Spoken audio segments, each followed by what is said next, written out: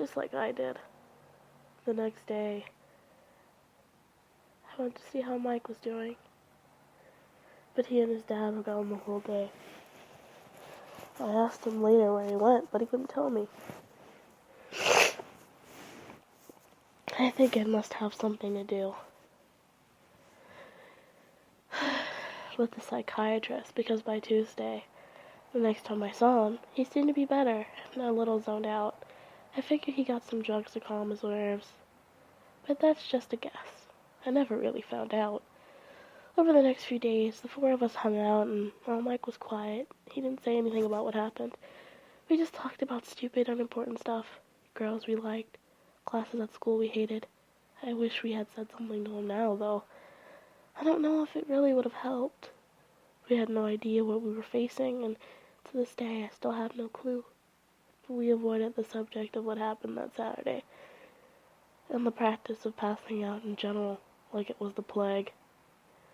It wasn't until the following Saturday that he said anything related to what was happening to him.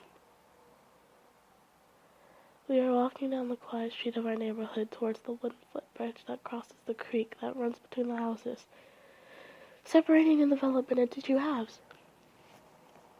I was going on about this hot girl who was a grade above me and who, consequentially, wouldn't give me the time of day, and he, staring at the ground, walked on with hands in his pockets. Suddenly, out of nowhere, and right in the middle of my sentences, he says, "I won't be around much longer." Huh? They'll be coming again tonight, and I don't think I'll be able to keep them out this time.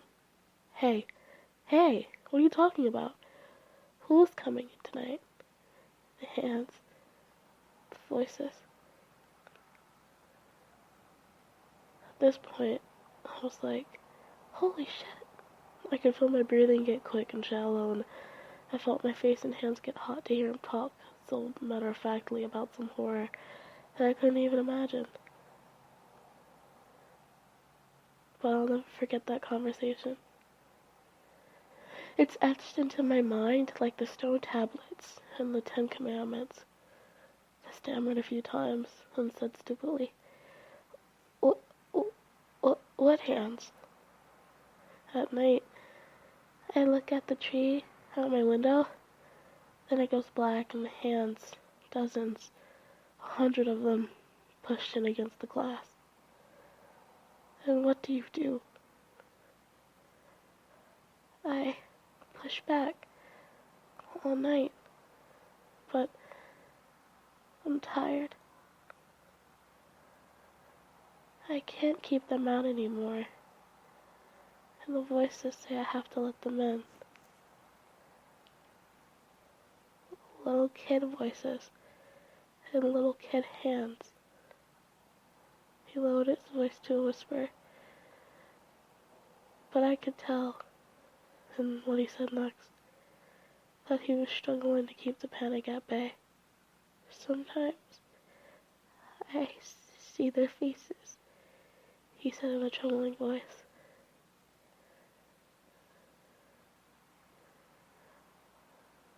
We had come to the walkway up to his house.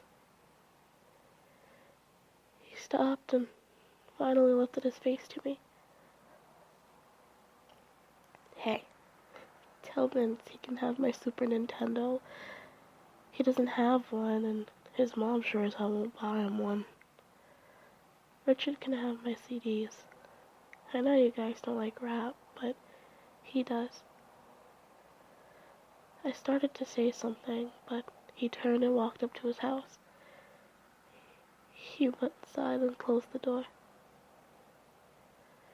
How I wish I would have went up and knocked. Told him I would have stayed the night. But we were 16, and at that age, guys didn't do that anymore. So I just went home. I didn't even answer the door for Vince when he came over later. When I went to bed, I didn't sleep well, and I was constantly listening to every creak and groan that the house made, listening for the voices of a multitude of children.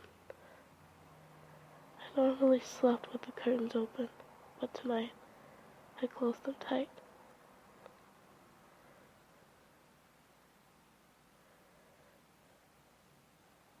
The next day, we learned someone had broken into Meg's house. A police car was there in his driveway, and I about shit a brick when I saw it. Later, my worst fears were realized when I learned that it was Mike's bedroom window that had been broken into. He was missing, was all they told us. The cops asked all three of us a ton of questions, and the people from the Center for Missing and Exploited Children came and asked us more.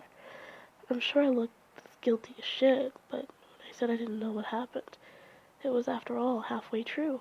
They weren't looking for some pervert that had abducted Mike. They were looking for some pervert that had abducted Mike. So no matter how hard they grilled me, they couldn't get any information related to that. Of course. So, finally they gave up.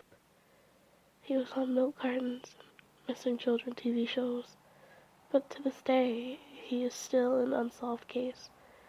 After all, it was over now. I went to the library to research what the fuck happened. Because in those days, while the internet was a research tool, it was only for rocket scientists or people who could afford a $5,000 computer. I didn't find much.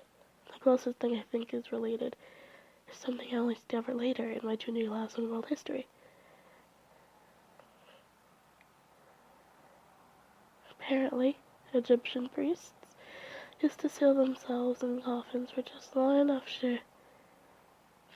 enough time to almost die. They would then be resuscitated so they could relate the things they saw in the nether world, all dead, to the other priests. I can only figure that perhaps the electricity in the air, or the weather, made Mike go under deeper than we ever had, and gave him an experience, something like what the Egyptian priests had. But events knocked me out too, in almost the same spot where Mike was standing when I did it to him. Could he have just been more receptive to the call of that other place? Or had knocking my head on the ground somehow jolted me free of their hold? I don't know, and I don't think I ever will. But sometimes, it makes me shiver.